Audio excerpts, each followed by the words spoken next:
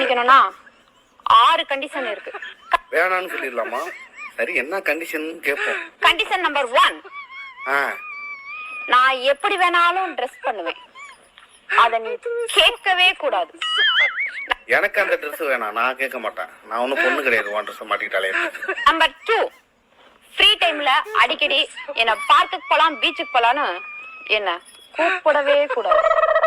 ரொம்ப சந்தோஷம், எனக்கு செலவு மிச்சம். நம்பர் 3, நமக்கு குழந்தை பிறந்துச்சுன்னா அந்த குழந்தையும் நீதான் பாத்துக்கணும். சரி, நான் பாத்துக்கிறேன். மேடம், எங்க கலெக்டர் வேலைக்கு போறீங்களா?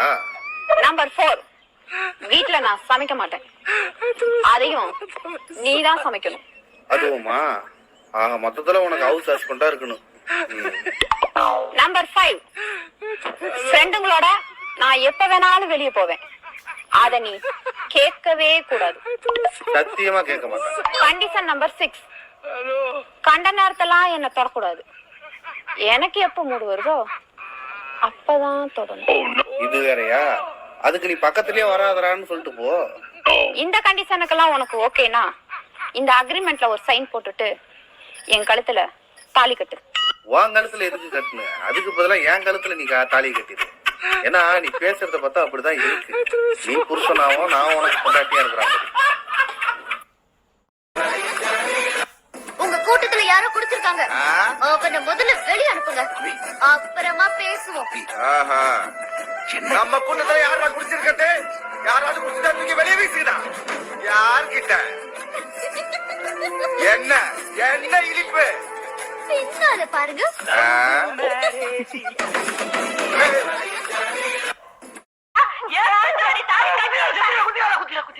உங்க அப்பா தான் உனக்கு ரொம்ப பிடிச்சிருக்குன்னு சொன்னாரு.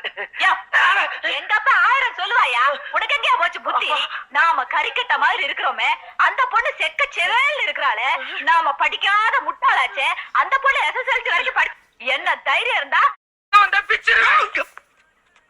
என்னப்பா இப்படி மேல வந்து விளையாடுற? வேணும் நாங்க வந்து மோதனா தெரியாம மோதிட்டாங்க. போங்க, போய் தொலை. எது போய் தொலையா? நாங்க போவோம், இங்கே பாய வச்சு கூட மல்லாக்க படுப்போம். உனக்கண்ணா நீ போயா முதல்ல. எனக்கு தெரியாத ஜெயிலே இல்ல. அப்ப நாங்க நாப்பல யாரு? பாளையங்கோட்டை ஜெயில தான் படிச்சத. வேலூர் ஜெயில வெள்ளை அடிச்சு வாடகைக்கு விட்டு தெரியுறான். பல ஆண்டுகளா மதுரை ஜெயில மைதானம் அமைச்சு மல்யுத்தம் நடத்தின பரம்பரை நாங்க. அது போக தமிழ்நாட்டுல இருக்க சப்ஜெக்ட்ல பூரா என் சப்ஜெக்ட் தாங்க பாடமா எடுத்து நடத்துறாங்க.